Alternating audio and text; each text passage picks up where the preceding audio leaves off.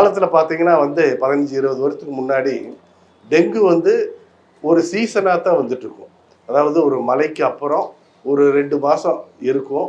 அதே மாதிரி வந்து பார்த்தீங்கன்னா ஒரு சில தமிழ்நாடை பொறுத்தளவு பார்த்தீங்கன்னா ஒரு 2 மாவட்டங்களில் தான், அது நகர்ப்புற பகுதிகளில் தான் வந்து இந்த டெங்கு காய்ச்சல் வரும். அதே மாதிரி பார்த்தீங்கன்னா குழந்தைகளை மாத்திரம் தான் வந்து அஃபெக்ட் ஆகும். இதெல்லாம் வந்து ஒரு 20 வருஷத்துக்கு முன்னாடி இருக்கிறதுக்கு ஒரு சினாரியோ. பட் ஆனால் இப்போ எப்படி இருக்குது டெங்கு? இப்போ பார்த்தீங்கன்னா தலைகீழாக இருக்குது.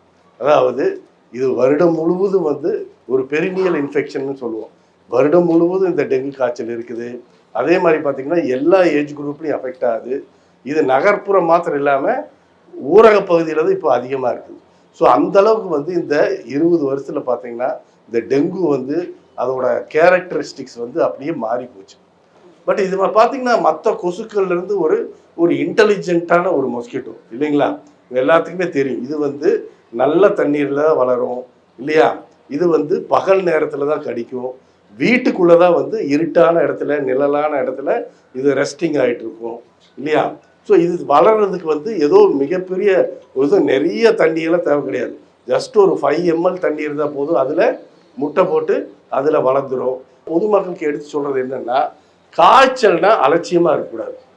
ஒரு நாள் காய்ச்சல்னாலும் ஏதோ மருந்து கடையில் போய் மாத்திரை வாங்கி சாப்பிட்றதோ இல்லை செல்ஃப் மெடிக்கேஷனோ இதெல்லாம் வந்து பண்ணக்கூடாது. ஒரு நாள் காய்ச்சல்னாலும் அது என்ன இதுனாலும் உடனே டாக்டரை போய் பார்த்து அவரோட அட்வைஸ் படி ஹாஸ்பிட்டல் அட்மிட் ஆகியோ இல்லை வீட்டில் இருந்தோ வந்து ட்ரீட்மெண்ட் எடுத்துக்கணும்.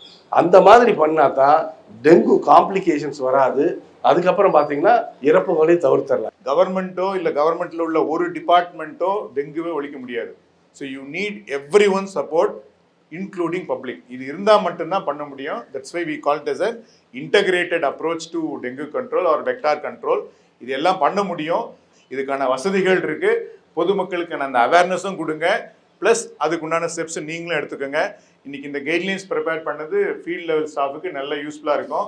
They will implement it. சொல்ல போனால் இன்றைக்கி ஒரு இன்டர்வென்ஷனாக என்ன பண்ண போகிறோம், அட்லீஸ்ட் நம்ம கேம்பஸை நம்ம எங்கெங்கெல்லாம் சோர்ஸ் இருக்குன்னு கண்டுபிடிச்சிட்டு முடிஞ்ச அளவுக்கு இதை ரெடியூஸ் பண்ணலாம். அண்ட் இந்த கைட்லைன்ஸ் ப்ரிப்பேர் பண்ண ஓஎஸ் தலைமையில் உள்ள எல்லா என்டமாலஜிஸ்ட்க்கும் சின்சியர் தேங்க்ஸ்.